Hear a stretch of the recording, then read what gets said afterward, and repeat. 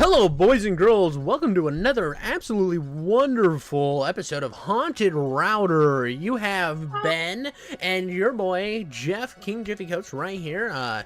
We are going to be coming at you with a spooky story today. Maybe it might be goofier than your cousin who won't stop yammering about politics. But today we're going to be looking at I get paid to write suicide notes. Now, YouTube might be really mad that I said that. I don't know. I'm not.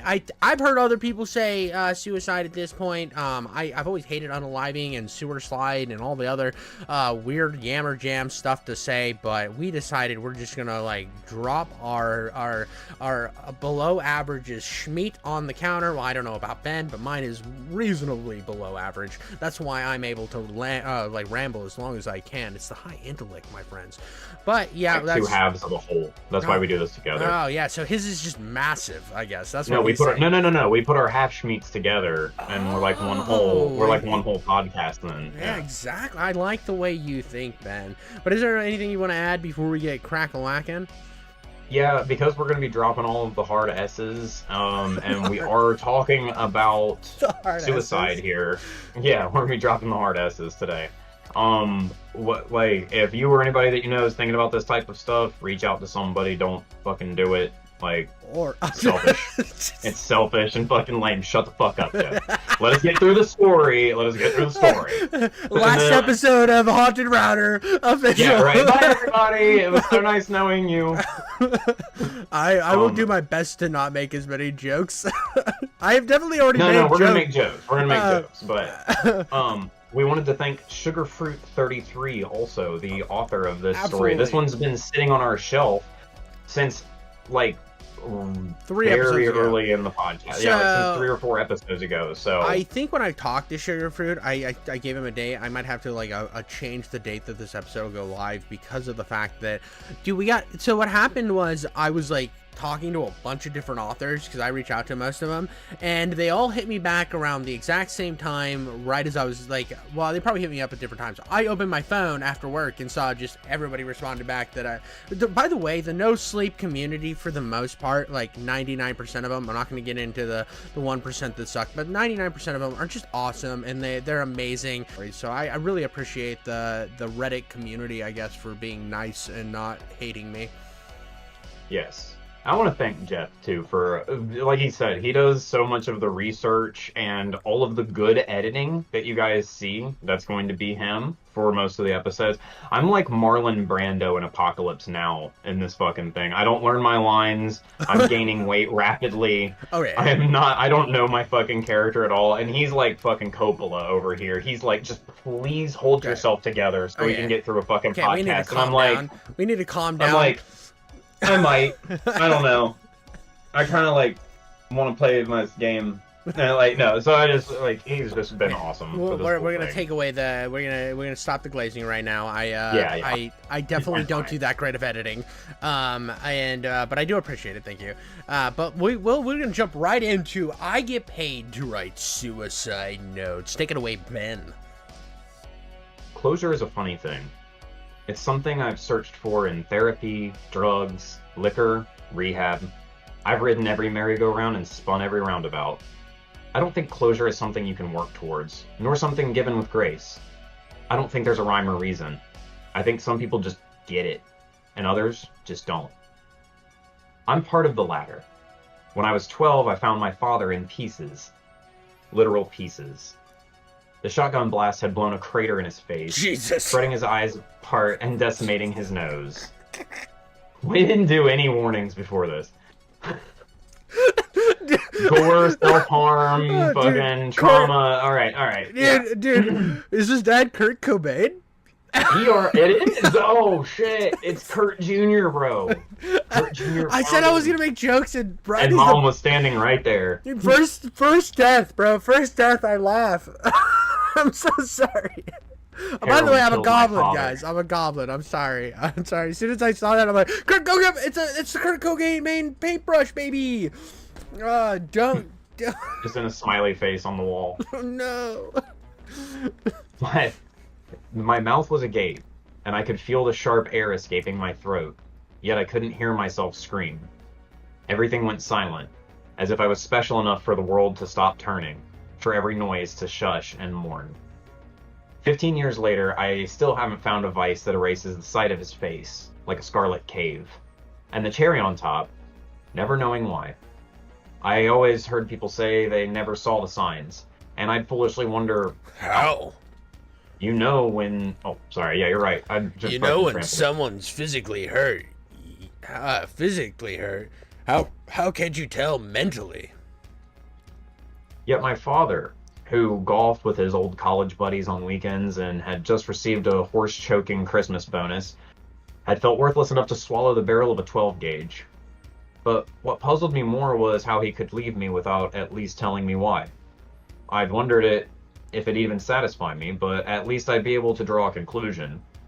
All I was left with were the broken pieces that don't fit back together. All right, here comes empathy, Jeff. His literal fucking skull on the fucking wall. Here comes empathy, Jeff. You said the skull on the wall. I did, yeah. Yeah, there's part of you when you see something horrific. I mean, even like just not even just like when it comes to suicide, but when it comes to like death in general, when you see somebody dead, it just like leaves this lasting impact on you. I don't know if you've ever seen somebody who died, but it is brutal. It is just brutal. I've seen it a couple times, and it is not fun. Like it sits on you, and it's always like the thing about like trauma like this too that like messes with you is you'll be sitting there, and then you'll like it'll pop back in your head. And me, I just make a joke, right? I make a joke, but like I think about it. It like wears on me. I instantly. That's how you deal with it. Yeah, I've always landed on humor. I mean, like there was one time I was working at a grocery store, and there's this old guy that would always come in, and he's grumpy all the time. He always wore that like square marine hat, like, but it was like from like I don't know, World War I or something. I don't know. He's 1,000 years old. Anyways. He would come in, and I was always like, hey man, how you doing? Like giving him my jovial nature, because I try to put on my best like what is it, like service retail voice. He would always like and he'd walk by me, and it was like right before Christmas. I'm like, hey, Merry Christmas, buddy. And he stopped and he looked at me, he's like, you just don't give up, do you? And I'm like, no, not really, man. And I'm like, well, Merry Christmas. And he goes and does the thing. And then later I'm helping this pregnant lady. And I'm like helping her load up her car. And I noticed he's still parked in the handicap position. And like he walked kind of slow and stuff. So he was one that made sense. And he would be there. He would only be in the store for like 5 minutes. So even though he could walk and he was using the handicap thing, bro had like a truck walk. He was like, anyways, I like see his car still there. Walk. And yeah, exactly. And I see his car still there. I'm like, that's weird. He didn't look like he was moving. I'm like, and she's like, I kept looking, and she obviously took note of me looking, and she's like, do you think he's okay? And I'm like, hold on a second. I walk over there. He's purple in the car, dude. He's like purple. So instantly I like check his pulse. He's obviously, it's not there. I like pull him out of the car. The lady's like had already come over, and she's like skinny, but she's about to have her fucking baby. Yeah, no, she was like one of those really skinny ladies that weighed like probably 2 pounds when she got pregnant, and now she's 2 pounds plus the 20 that's the baby. And yeah. I like pull my coat off, and she's like, I can't. I'm like, no, all I need you to do is hold this for me. If you can do that, that'd be great. And I handed her the jacket, and I pull him out of the car. This is a big guy, like not fat, but he was like 6'2". Yeah, and I pull him out of the car, and I grab the jacket, put it under his head, and I just start, right? And the part that's funny about this whole situation was there was this very short, fat woman that all I could picture when she was running up was Patrick Star running. I know CPR! I know CPR! And she was just like booking toward me. And I'm just like working on this guy already. And she just like shoulder checks me off of this guy to start CPR. And I'm like, she was like so excited that somebody was dying. But I'd been working on him, and she called 911. The pregnant lady called 911. I'm doing CPR on this guy, and I get fucking hit by like a woman linebacker so that she can do CPR, and I just start directing traffic until the cops show up and ask me what's going on with the situation, and I directed where they could cut off and what I'd already taken care of. Wild day. The best That moment. sounds like a really bad Yeah. day at work. Yeah, so he didn't die in that moment though. I did get his heart going again. What? He I think died. it was, He died I like think it was a 2 lady. weeks later, but Oh, geez. the family did come and find me and hug me to say that at least they got to say goodbye to their father. But like that to this day is still something I think about all the time. I mean, yes, I bring up the SpongeBob lady every time, but it does have like a lasting impact on you. But yeah, dude, Patrick lady was way too excited to do CPR on somebody like that. She'd been. Dude, she revive stole you, dude. Bro, Instead of kill stealing me, Yeah. she was like, no! I get this! she hit me like I was like on my knees doing CPR and she knocked me on my ass, dude, because at this time I was like 155 pounds and she weighed like 270 and just blitzkrieged my ass. Well, her chest compressions probably had a little bit more force than... She's just like, breathe, damn you! Let's take off! I know that I got like you warmed I up the engine, bro. And I had she checked for a heart rate fucker. and he had lost some purple when I was doing him. So like That's I cool. think we That's were cool. on the That's right good. path to begin with, but damn, she was ready, brother. She was fucking like this. She'd been watching Desperate Housewives for the last 5 years, begging for the moment that she could have something to pull out of her mundane life. After nearly graduating with a master's in journalism, I showed up to graduation so drunk I needed my stomach pumped thereafter. Friends, who soon became strangers, told me I'd pissed myself on stage before puking on a humanitarian charity founder who was receiving an honorary doctorate. My diploma was revoked, and I was barred from ever returning to campus premises, and that only sent me spiraling further into my addictions. With nothing but empty, sticky bottles and unused writing skills, I wasted days drowning in my sorrows, my father's face behind my eyelids with every blink. He was in every dream, every memory, every thought. I'm addicted because Dad killed him. Oh. Yeah, okay. I'm addicted because Dad killed himself. I lost my degree because Dad killed himself. I have no friends because Dad killed himself. I was stuck in a cycle of self-pity that nobody else around me cared to indulge in. I didn't blame them. Why would they? After flipping burgers at McDonald's for 2 years, I was fired. After getting caught buying LSD behind the building while on my break. This guy, This dude's a fucking... I'm sorry, man, but, like, this dude's a fucking fuck-up, dude. Well, you this know is- that he was trying to get some, like, fucking high school bitches, too. This is while he was every buying the single one of these LSD. guys, dude. This is every single time you see, like, I'm this way because somebody else. I'm this way. And it's like, at a certain point, like, that's where I see, like, the like, 50-year-old crackheads and I, like, lose some empathy because I've, like, known people to go through addiction and then get better and then live on a normal life. And I'm like, you're still blaming something that is, like, 100%. It could have been, like, a traumatic thing, but you gotta move on at a certain point. And, like, if you're still stuck with, like, even somebody in the audience, if you're still stuck with this, dude, go have a conversation with somebody and then just look at your life and say, what can I change in this moment? And then try to do your best. Because like all that blaming something does, even if it is something that deserves some blame, like his dad doing that, definitely the impact that had some, did cause some ripples into his life. At a certain point, you gotta blame yourself for a lot of your actions as well. Yeah, this guy has lived an entire, like, more than another lifetime at this point. Mm-hmm. If he's done with college and he's flipping burgers at McDonald's, he's got to be, like, 23. Well, okay, so I was actually picturing him as, like, 25, so I was saying, like, like another 25. 12 years plus 1. So, like, at this point, it's been more than twice the time. Like, I get that, like, I mean, I don't know, man. Maybe he's cursed or some shit. Maybe he's cursed. Maybe Yeah, he's dude. cursed. It's this Supernatural. it becomes The opposite supernatural. of smile, it's frown. And buy LSD. With no college degree, unused writing skills, and expensive habits, I took to a different kind of freelance writing. Are you seeking closure? Didn't get the truth from a special someone gone too soon? Email me at redacted.com and have the final goodbye you always needed. If I couldn't help myself, I thought maybe I could help other people, while making a quick buck in the process. Business started slow, the inbox receiving mostly spam and trolls lacing their emails with viruses. But soon enough, real commissions began to come in. My son Brandon hung himself in his bedroom closet. He was 17, the star pitcher of his high school's baseball team. They found pills in his system too. but I guess we didn't have enough.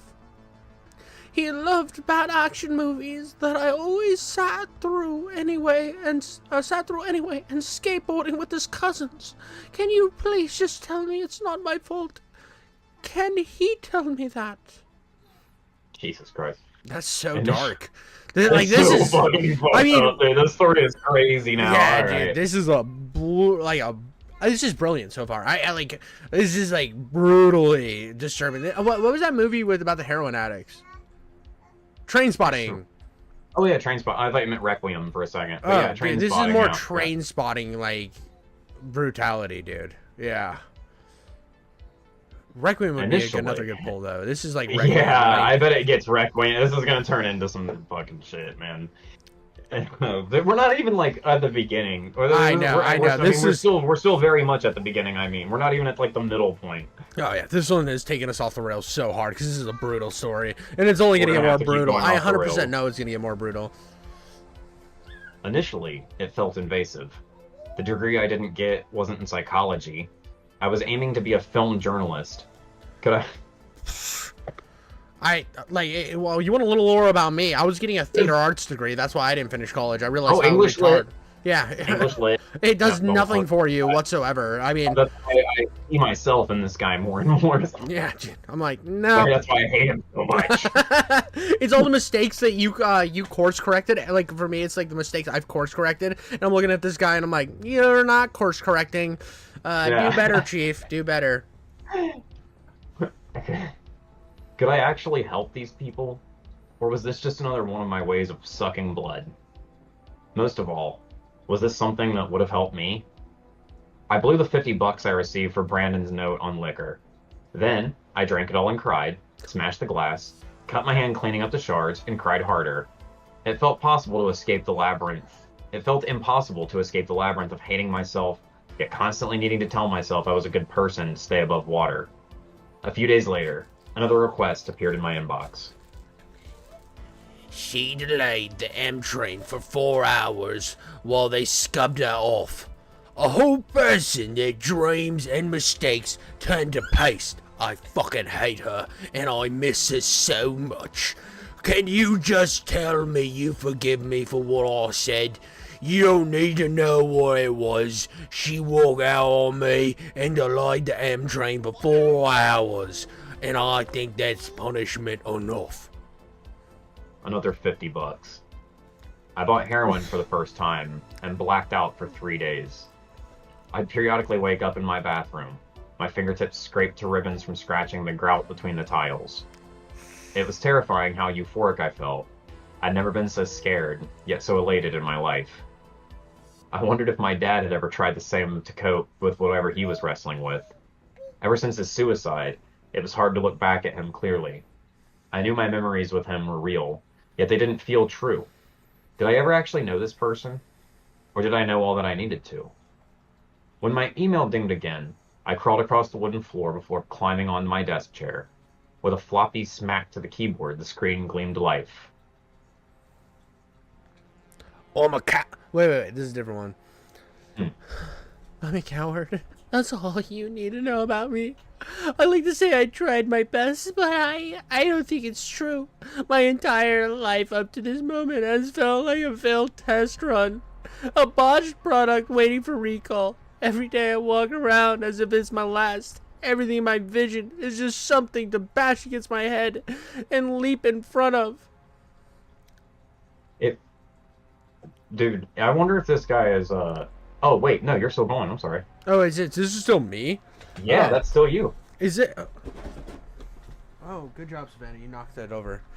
My daughter's just knocking over stuff in the background. It feels it's like there's rust under my skin, and I'm homesick in bed. There's no finite remedy. I don't have anything to say. Nothing that would make it easier for my family. Sent extra for it to be expected. Thanks. My eyes bulged at the $150 commission. So now he's getting paid to write people's suicide notes for them rather than, oh, God, dude. So the first two were people wanting, that didn't get any That didn't get Closure, any closure. Now he's just full on going to write people's end notes so that they he's look their closure majestic. proxy. Oh God, it's disgusting. As he's sinking deeper into his addiction, the darkness of like what he's doing is getting deeper and deeper as well. Ooh. Oh God. And an even more fucked up thought that I had is like, what if he's just using Chat GPT? That would be Like- hilarious. That would be hilarious. Like, I know it's dark. Soon he's gonna be so zonked out on heroin that he's not even gonna be able to write, and he's just gonna start using like fucking Claude. Yeah, you're just gonna be like, hey Grok, could you Grok, oh no, that's even darker. Hey Grok, could you explain this guy's problems to me, Grok? Hey Grok, I need you to explain how to write a suicide note, Grok. That's so fucking crazy. I would like to think that this is more early internet. That's what I'm picturing. Is Yeah, like, no, I agree, but it's still funny to put it in today's context. Yeah. It just, God, I just want to do heroin. Grok. This is cutting into my heroin He's like, time. Grok, write big sad boy suicide notes in the style of a Fortnite gamer. And then when it gets to the parents, they're like, Claude, can you read this to me and like actually like make it less sad? Like, Grok, what does skibbity mean? Yeah, what is skibbity? Oh my god, dude, it's dropping like brain rot. Mom, I have no Riz. My eyes bulged at the $150 commission. When you're an addict, you don't want money in a way that spans beyond greed. Spans beyond greed. I'm fucking talking in brain rot now too. When you're an addict, you want money in a way that spans beyond greed. It's starvation, the air that pumps your lungs. When I didn't have it, my chest burned, and when it was within my grasp, I salivated. The only thing better was what it could get you. But as I read over the commission again, my gut churned with unease. I didn't have much info about this person other than their email, but could I have reported this to the police? Was I about to write a letter that didn't have to be written? My shaking hands hovered over my keyboard as I wondered if I should email him something else. Sobbing about how my father's suicide ruined my life, or telling him how much better it gets. I always pondered if my dad did it because he didn't think it would get any better, or if he couldn't handle it getting any worse before it did.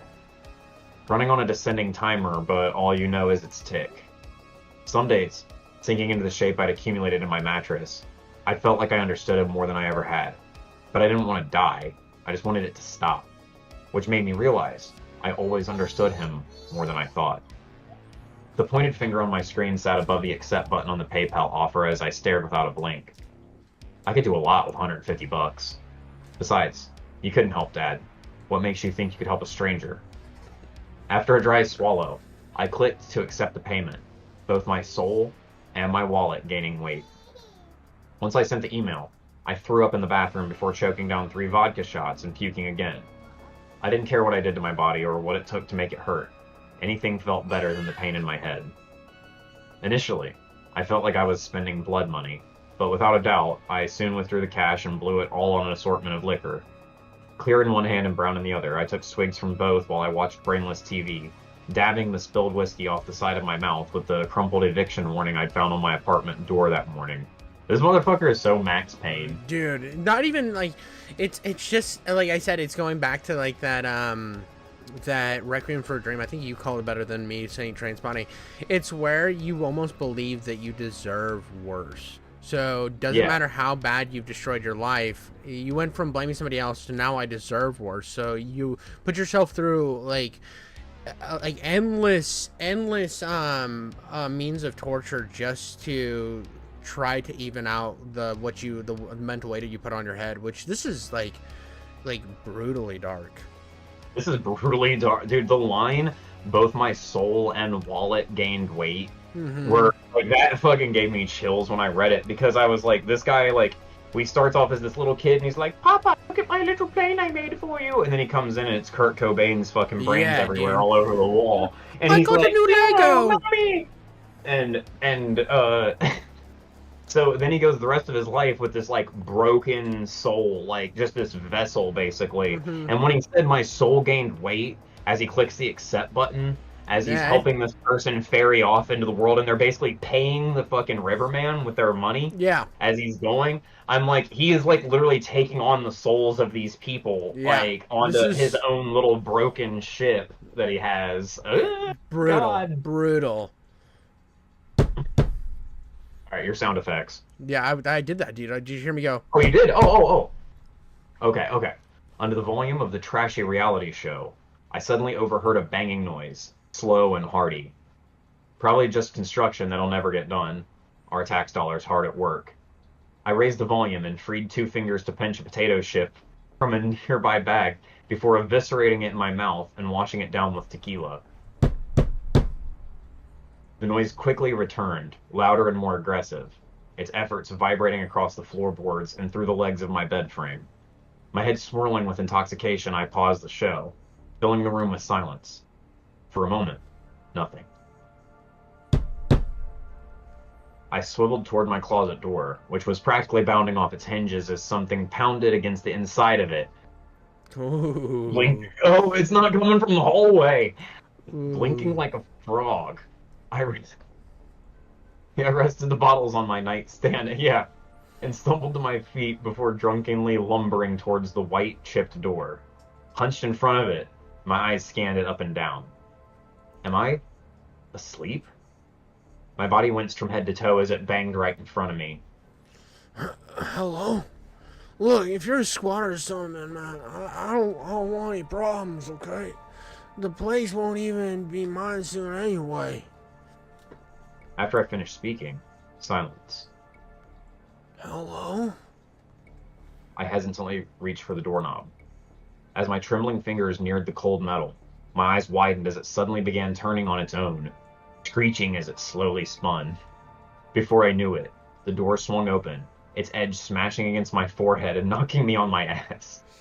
I could feel warm blood trickling down my temple as a throbbing sensation clenched my skull. It's the dope, man. Come collect. Once my eyes unclenched, they stared, bulged and baffled at the blurry sight of a body hanging from a noose in my closet. That alliteration. Whoa. Bulged and baffled at the blurry sight of a bloody body hanging from a noose in my closet. Oh shit, dude, it's Silent Hill! Yeah, dude, this is Here wild. comes the mental monsters coming out, dude, and he's already in like the other world with Dude, it all this is chipped and- 1408. This is closer to 1408. Yeah, dude. Where he's stuck in a room with all of his that's why 1408 is the scariest movie I've ever seen, to be honest. I know they're scary movies, but could you imagine being stuck with all of your regrets, or not even like regrets, just all of the bad things that happen in your life over and over and over and over again, and won't let you leave? Absolute hell. Terrifying. Yeah. The rope creaked as it gently swayed, something gurgling in their crushed throat. With rapid blinks, I attempted to erase what I assumed was a hallucination, but each time my eyes opened again, it was still there, swinging like a wind chime. In the dark, it was hard to fully make out its appearance, but they seemed smaller than the average doll, some kind of logo on its buttoned-up tee. Then, as if tugged with a hook off stage, the body yanked backward and vanished between the rows of clothes. What? The actual fuck? As I raised a hand towards the gash on my forehead, something coarse began slithering around my throat. Before I could look down, it cinched my neck, squeezing a wheezy choke out of me. My hands pawed at what it felt like rope, which tightened further while slowly lifting me off the ground. I desperately attempted to rip it off, but its grip was too tight to slip a finger through. Say the safe word, man. Frantically kicking my feet, that would soon be off the ground, I noticed the liquor bottles in the corner of my eye. Then, I raised my leg and used my foot to pull one of them over the edge before shattering it into jagged chunks. Nearly spraining a muscle, I stretched to grab a piece of glass, just barely snatching one before clutching it till my palm bled as I sawed at the rope. Blood pooled in my aching head as my lungs sizzled with desperation, the dense rope hanging by a thread. As my toes severed from the ground, so did the rope, a hissing breath sucking into my expanding throat as I dropped to the floor.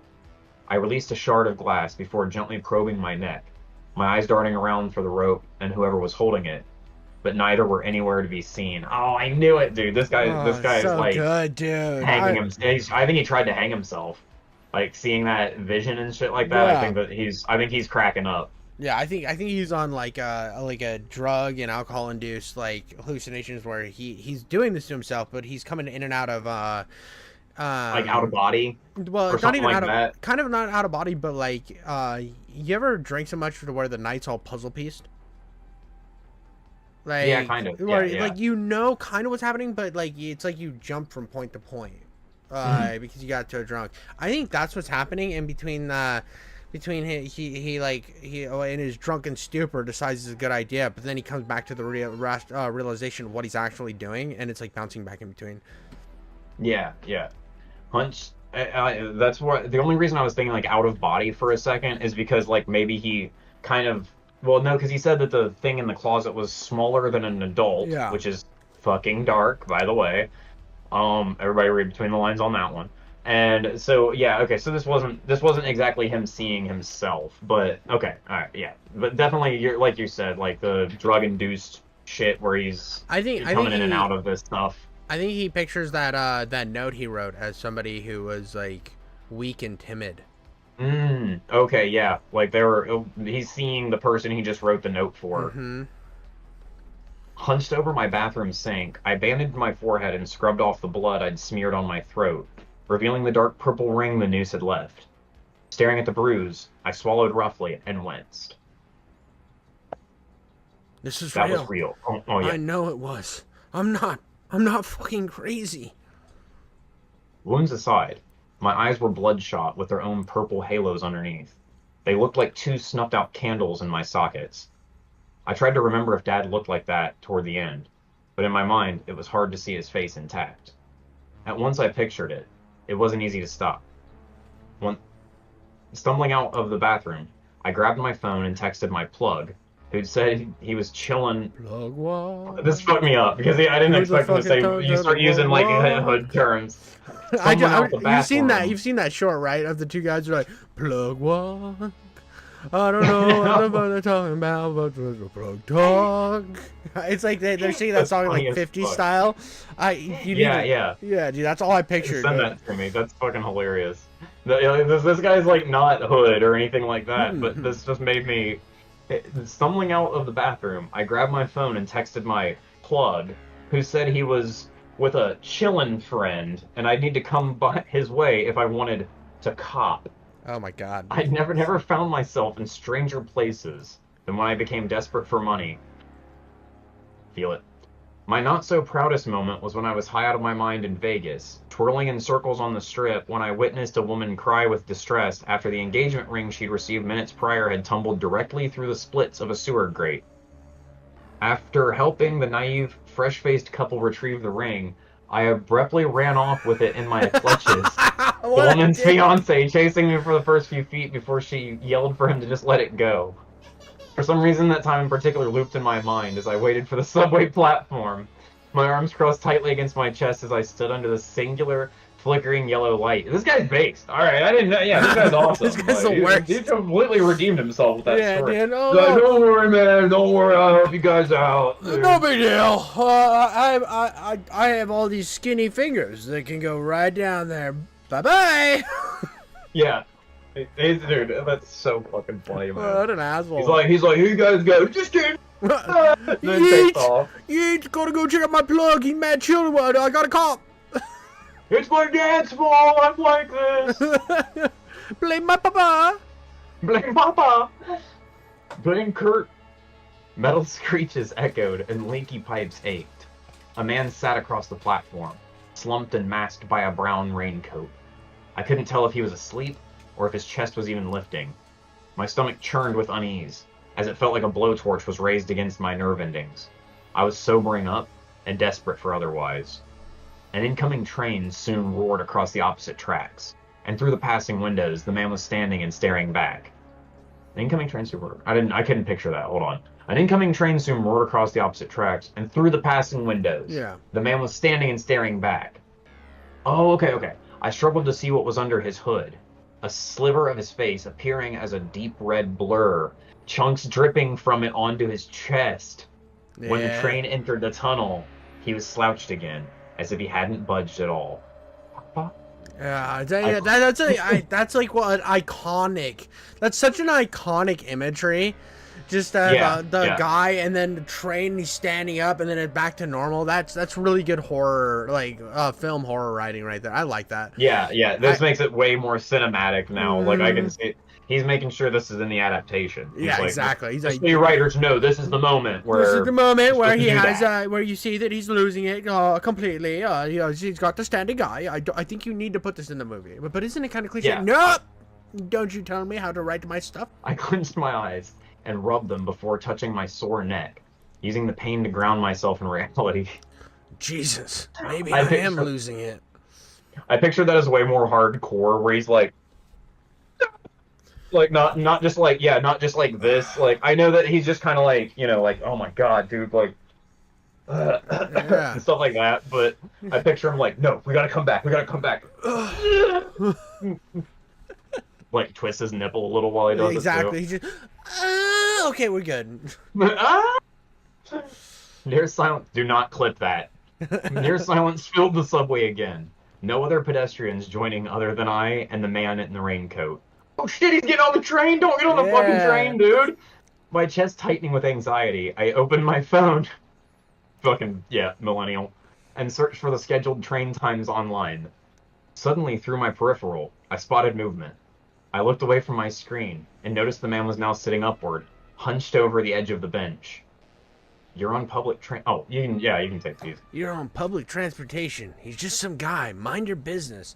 Dude, you know what would be the best twist of this? They just started, like, ferociously making out. Yeah. And then he came over to me and said, "You have very pretty eyes. I will kiss you so hard for drugs." And you're like, "I guess, dude." I will kiss you so hard for drugs.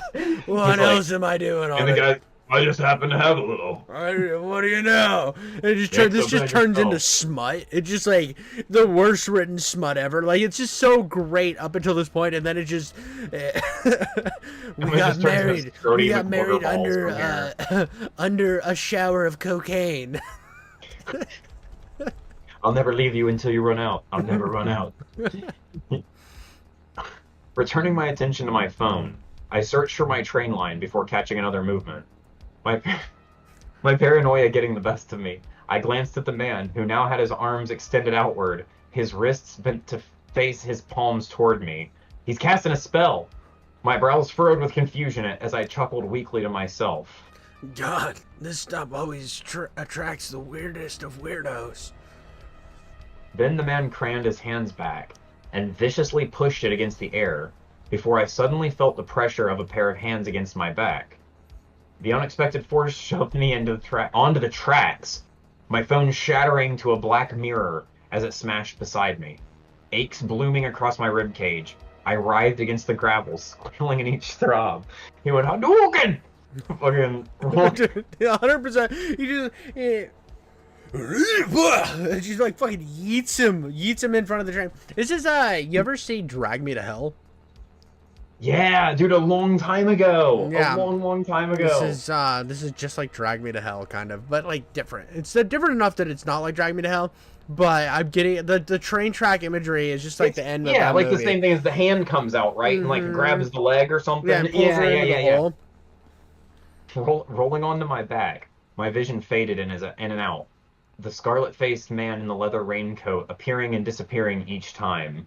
Help! I instinctively shouted, but there was no one around to do so. Then every pebble beneath me began to shake and hop like Mexican jumping beans before the headlights. I mean, it's a weird time for that analogy, but okay. But yeah, based, and you're agreed. I love Mexican jumping beans. Remember those toys that were like dressed up as little superheroes, and they were supposed to be like and you would drop them and they'd roll back up on their top. Yeah. Were those like the little prize grabber things? There were some of the prize grabbers, but you also could buy like packs of them. Remember like the Marvel ones back like probably like 6 years ago. Oh my god, brain blast. I just picture like the guy shoves him in and throws a bunch of those superhero things on top of him. He's like, suck on that. Yeah, he lands in a pit of like a discarded jumping bean action figures, like it's Saul or something. Yeah, he's like, Hmm. Well, we said this is like Silent Hilly, so maybe that's like a thing he collected. Dude, his dad just But, bought yeah, used to dude, buy we're- those. Every time he was a good lad, he bought that instead of giving him a snow cone. Yes, yes. Dude, we're making this story so much cool. Like, so much cooler doing this. We're helping with the adaptation. This is imminent. Yeah. This all gets passed on.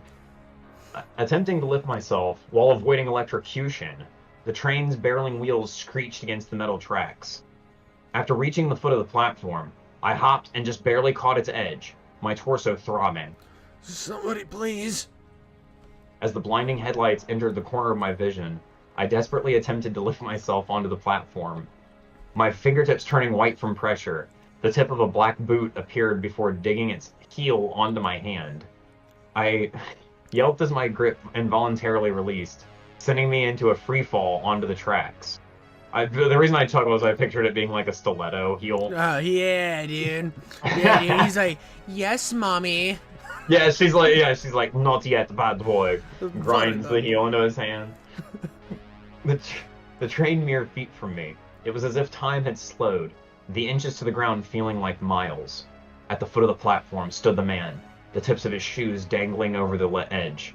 Then, the yellow light swallowed my vision, and the metal grating stuffed my ears. Please! I don't want to die! Please! I clenched my eyes shut as my limbs flailed, my ankle knocking into something and prompting another bang throughout the floor. After a few seconds, all that was left were my own shaking breaths rattling in my ears. What? What the fuck is happening? Trembling in a ball, I cautiously opened my eyes. I was on my bedroom floor, my surroundings wrecked from my panic. Rapidly blinking in disbelief, my eyes darted around the moonlit room, crickets singing through my cracked window.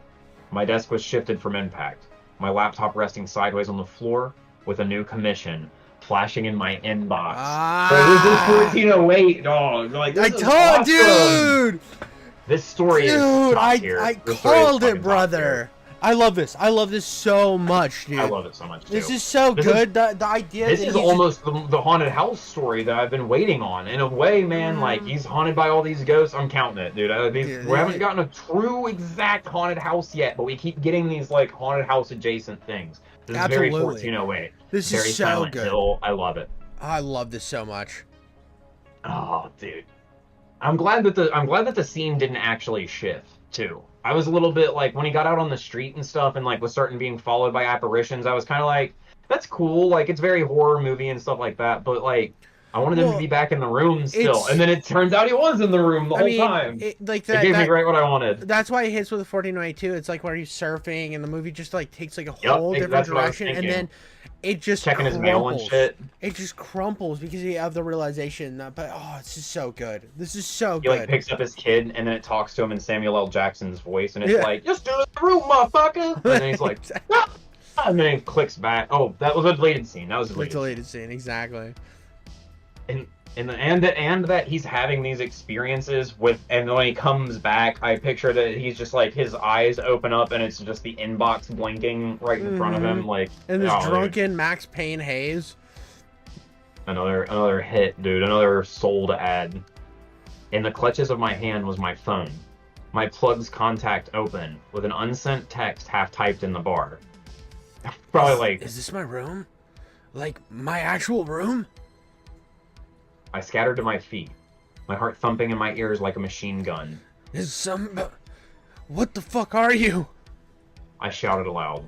Silence, of course.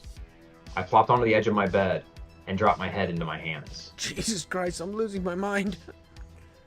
For the rest of the night, I curled under my blanket, but unable to sleep till the sun crept through my window. My eyeballs were bloodshot and burning from the lack of moisture. My blinking reduced as I feared what I'd see once I opened my eyes again. As the birds chirped through the window, I cautiously sat up in bed, surveying the mess I'd made out of my room. When I planted my feet on the ground, they dipped right into the sticky residue of the liquor I'd spilled last night. This problem is one for another time. My chest still aching, I waddled to the bathroom and lifted my shirt in front of the mirror. My ribs were splotched with brown and purple, my throat still bruised as well. This is real, right? The pain is real. I feel it yet. It's so hard to believe. With folded lips, I squeezed the ring on my throat. wincing as the pain throbbed throughout my neck, till I could no more. Am I convinced enough? I increased pressure till I started to cry before dropping to the cold tile. Just keeping myself on 2 feet was draining. I felt surrounded by phantoms, but that didn't deter me from my work once I remembered money wasn't funneling in from anywhere else, and it was going to be hard to find a place to hire me after my last stunt. Holed up in my apartment, I began promoting myself further, like making social media accounts and offering a mailing list. Practically glued to my computer, the same clothes I'd been wearing clung to my sweaty skin as I was too scared to re-enter my closet. The bruises on my neck and chest weren't just persisting, but appearing to be getting worse, spreading like a purple fungus. Ew, God. Yeah, it's disgusting. That's, ugh. Bro needs a hit a shower. He's turning into Asmongold. Well, that's what I was just about to point out. He's not showering. Yeah. And I think that I would like to believe that he's going out and getting heroin during this time period. Otherwise, he's like going through some really rough withdrawals and shit at the same time. Yeah. For nearly a week, my hands traveled between 2 places, my keyboard and the neck of a bottle. I was cranking out commissions, collecting cash, and hoping to accumulate enough for rent and a liquor cabinet refill. And although the site was initially intended for suicide notes, I started receiving all kinds of requests with financial offers I couldn't afford to turn down. Oh, he's a foot girl. You know when you're driving and you just take 1 second to look at the radio and you nearly rear end someone? It's the same with kids. I was right on the porch. He was 10 feet away from the lawn. I took my eyes off of him to swat a bee, and by the time I heard the tires burn, the chalky van with a scuffed license plate was gone, and so was he. All because I couldn't stand a bee. Hindsight only offers the stupidest things. It's insulting. It's been like 3 years now, and I know he's not coming home. I stopped dreaming of that. Just tell me he's safe, please. That wherever he is, it's peaceful. Anything if you can. Or any, tell me where he is peaceful. Anything. If he can't be with me, that last line murdered me, bro. Murdered me.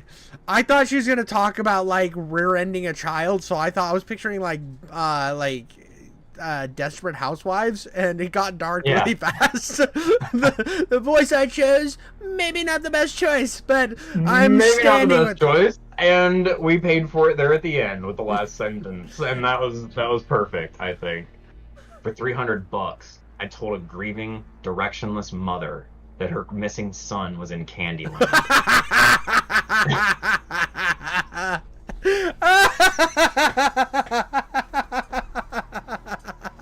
That's why I had to take a second to get back into character. God, this stupid bimbo misses her kid. What a loser. I don't know, he's in Candyland or something. I need more heroin.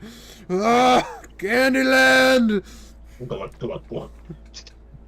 He's like, now take me to fucking Candyland. I felt like a scam artist. I was a scam artist. This wasn't real closure. But if it's close enough to the real thing, how bad could that hurt? Plastic's just as shiny as porcelain, no? That's like your line. Oh yeah.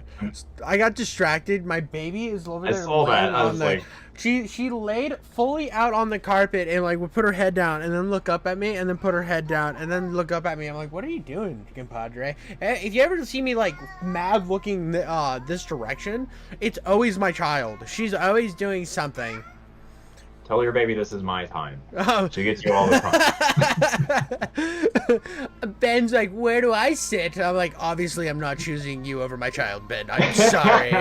This thing, I was like, my pretty princess looks like me, except for more like her mom, but she's got my eyes, so therefore she's cute no matter what she does. Oh, that's so sweet. No, we'll take a moment. It's fine. Play some peekaboo. I just stopped for 30 minutes to play with my child. You're just sitting there. Yeah. Plastic's just as shiny as porcelain, no? I made more justifications than I did drinks, but I was raking in more money than I ever had at the time. 5 to 10 commissions a day would flood in. Mothers and fathers, friends and lovers, all begging me to provide them what nothing else had brought.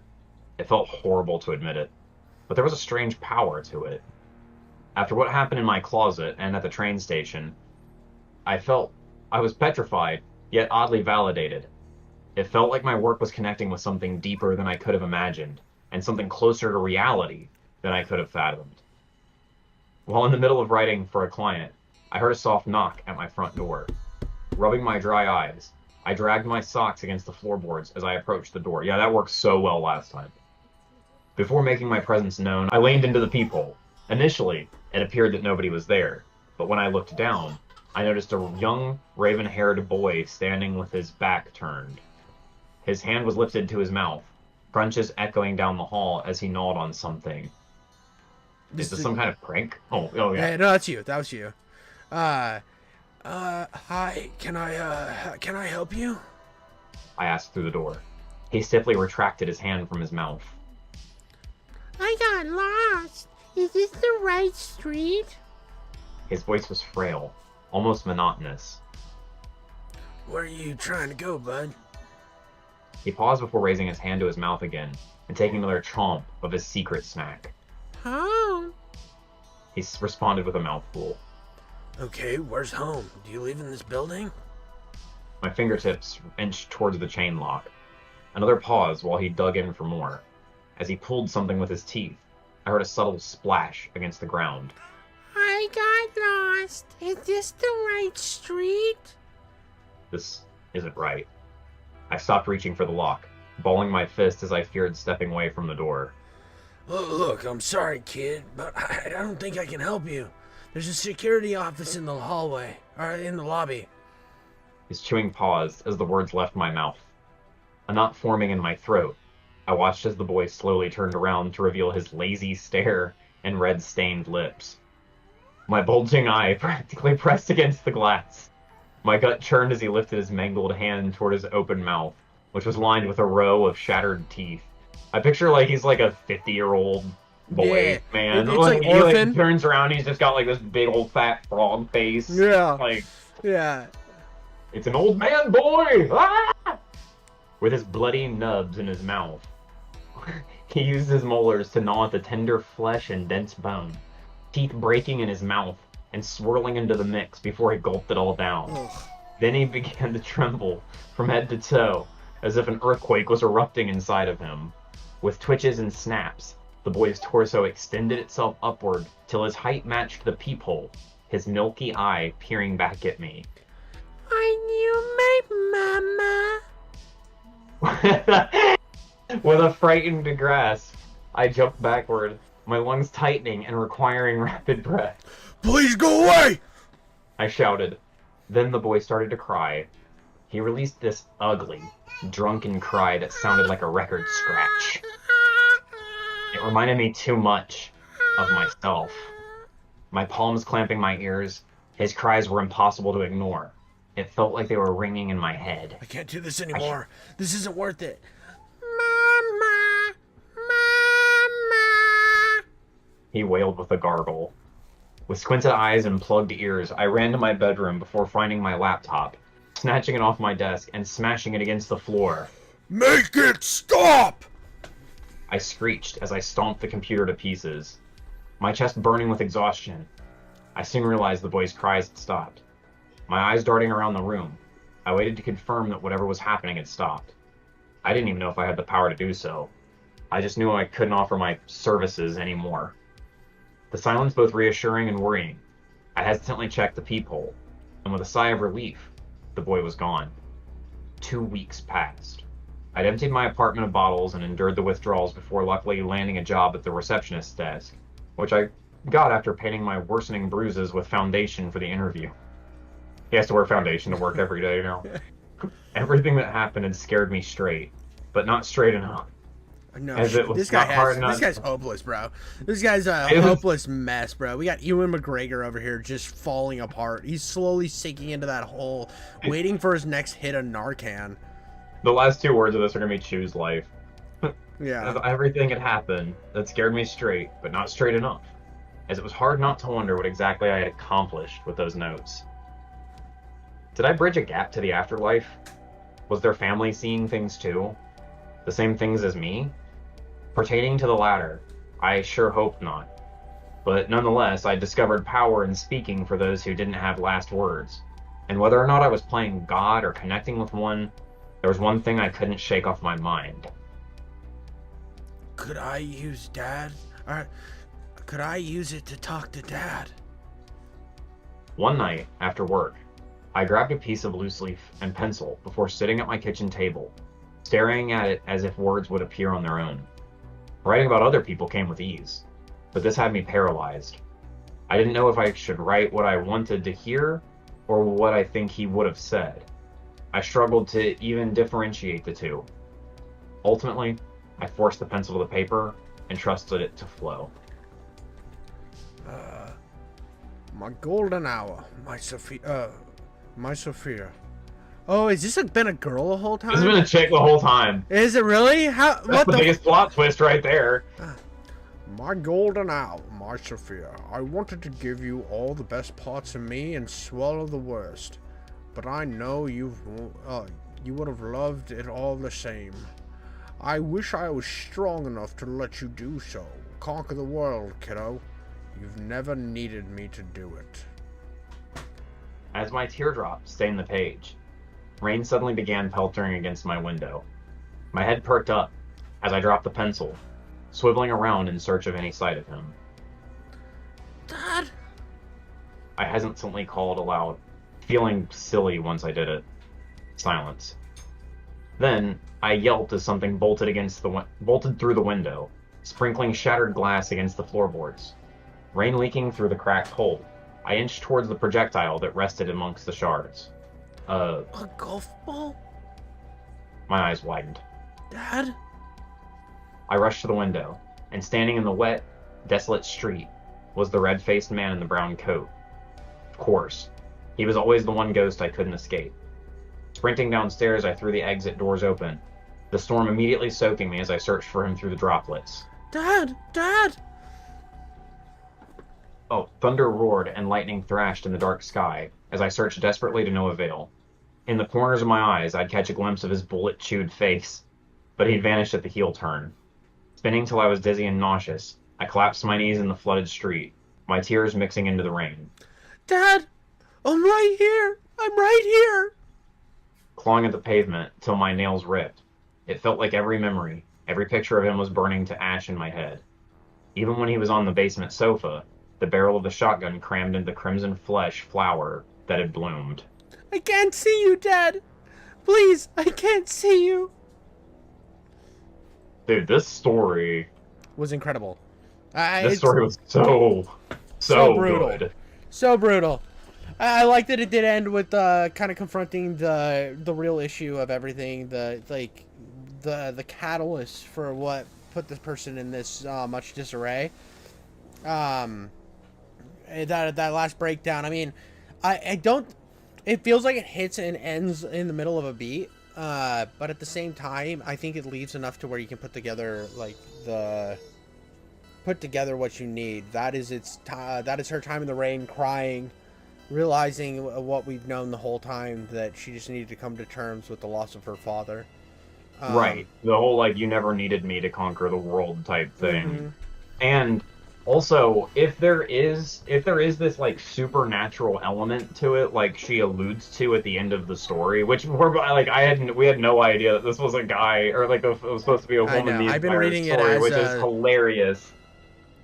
Or just cut in your mind, viewer, listener, at the end that it's all of a sudden a chick, and it works still. The story still works 100%, but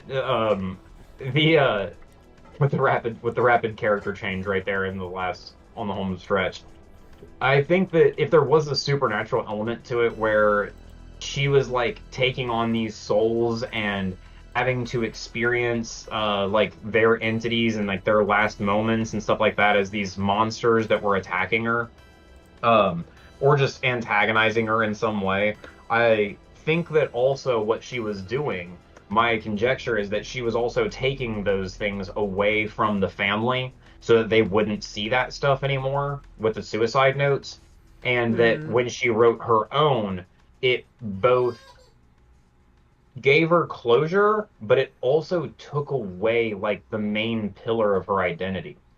Like, she might be like not the same person anymore after this, and maybe it's left up to the reader or listener to decide if that's for the best or not. Yeah, yeah. And I was kind of looking to see if there was like a part 2 of this, and I realized that this was as of us recording, which we record way in advance, like a month or month and a half in advance, sometimes longer. We try to schedule these so that we never have that point where we're like, hey, by the way, guys, didn't finish editing. But it looks like this is this is like the ending. I feel like that this is something eventually there will be another part. So if another part comes out and you want us to read it, we will definitely do this. This is incredible. Yeah. But this is it's brilliant. I don't. It was fantastically written story. I just love the way that it just kind of like weaved to where it. Hey God, I mean, you look at this. The whole story is just so well layered to where it has. You can tell the influences that it has in like it's super influenced by 1408. This is influenced by 1408. Like even the dad thing, you're harking back to his problems with his father, like the daddy issues, but like it's obviously different because of suicide instead of his dad just being like a maniacal dick that turned in, or that, not a maniacal. I think his dad, like, he didn't like seeing his dad in his like broken state, I think is what happened in the movie. So, and how he wasn't there for his father in the end. And I think it kind of harkens back to that, but also like the weaving in of like the drug addiction. I think it was really well written in the way that it understood drug addiction. Like it did seem to understand it very well. And instead of just being like the typical, like, I do drugs and I have problems. You know what I mean? Like it's not like the typical he does drugs schlocky bullshit. So it actually felt like the inner workings of somebody who's eternally scarred and utilizing drugs to try to feel like mute the pain, and falling down into this justification where I can justify anything because the pain I went through is worse than what somebody else can understand, even though like people can't, like almost everybody goes through things, but in that state you just think nobody can understand you, you need to mute it, and this is the one thing you got to mute it. And I think that the way that they crafted that is truly brilliant.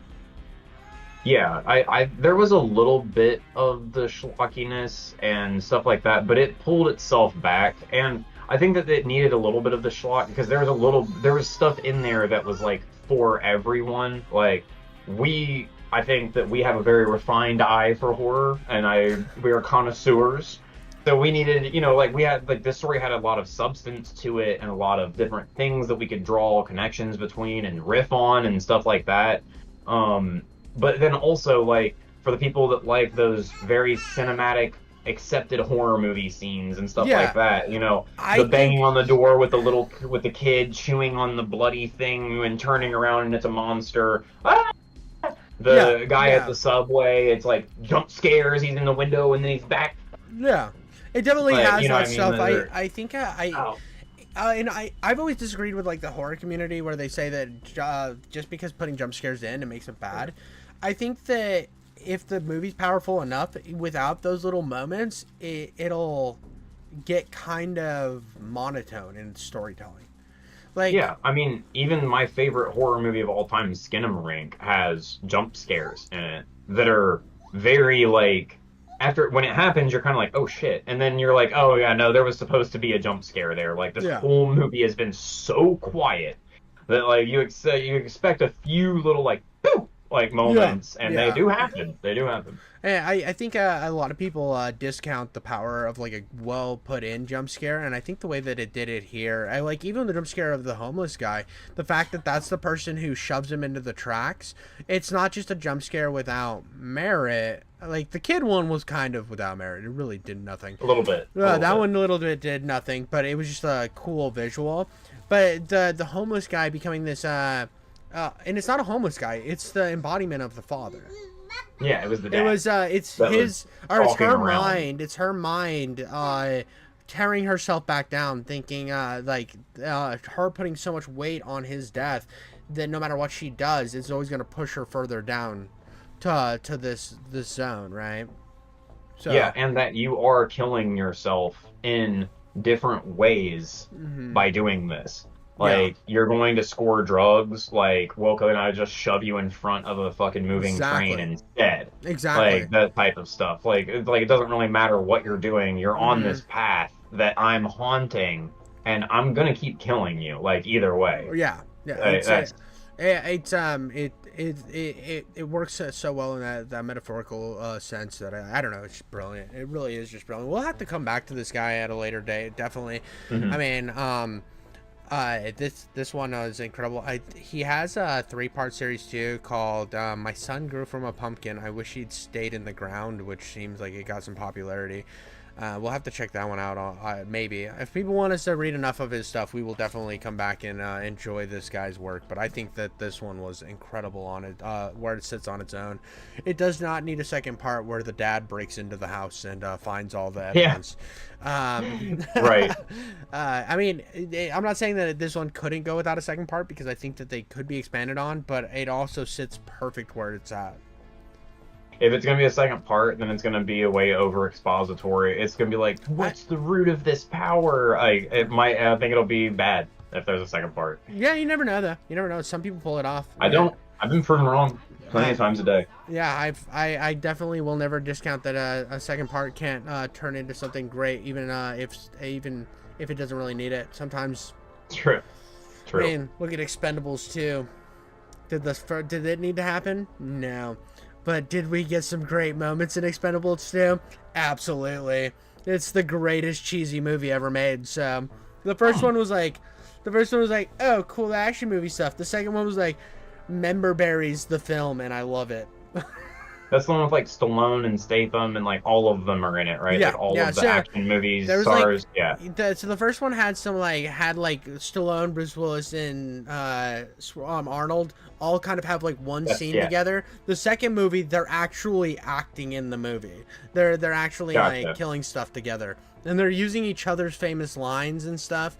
So it's super schlocky, but it's schlocky in like the way I like it, where it's like, this is my love of old action movies put into one film. And it is interesting that it was scripted specifically to actors to highlight other actors' previous work. It's like somebody, there's a part in it that's like, you could hate it. I like it because of like what it is, but like there's a moment where Bruce Willis and Arnold are both like undercover, like not undercover, but like against cover, and Arnold's like, "I'll be back," and Bruce Willis like stops him. He's like, "You've been back enough," and then like runs out there, and then Arnold is like, "Yippee-ki-yay, motherfucker," you know what I mean? It's like super cheesy, but it's like cheesy if you're like, it was a movie made by these guys for their fans, and if you don't like their movies, you're not gonna like that one, because I know people who hate this isn't gonna convince you to like them. Yeah. But if you're like a fan, it's like that's the type of stuff you put in there if you're a fan of that type of stuff. And the way I kind of pull this back around is like when that's kind of when I see like some of the jump scares and stuff in this too, is like, hey, look at that, where I'm pointing to the stuff you like. So if he can pull it off with the second part and still maintain the deep narrative power that he had with still like the horror callbacks, which I think is what he did so brilliant in here, it could work. Or he could just move on and do the same thing with another piece of work. We challenge you, Sugarfruit33, to write the Expendables 2 of Reddit horror stories. There's going to be so many people mad with my take there, but I don't care. I love the Expendables. I love the first two. After that, they just got dog shit, but the first two were fun. But anyways, that's all we got for you guys today. Make sure to like and comment and subscribe. We just keep subscribing and pushing our channel to the biggest we can possibly make it. I really love the people who watch our stuff. Make sure to give it a rating on Spotify. We're gonna keep coming to you guys with bangers after banger. Hopefully. I mean, even if it's a bad story, I think we'll still have fun with it. But you got anything else to add, Ben? Like, share, subscribe, unless you hate America. And cats. And cats. And dogs. And are just the earth in general. If you're just an angry person that doesn't have any fun, then don't watch, I guess, because, oh well. And you've made it this far in the podcast somehow. Yeah, you made love it. You all. It's like a whole hour worth of information you just pulled in. You're like, I hate all of this. So yeah, somebody gets to the end of it and they're like, it was terrible. Yeah. It was terrible. But no, we doubt it. We love you all, and we will see you at the next one. Absolutely.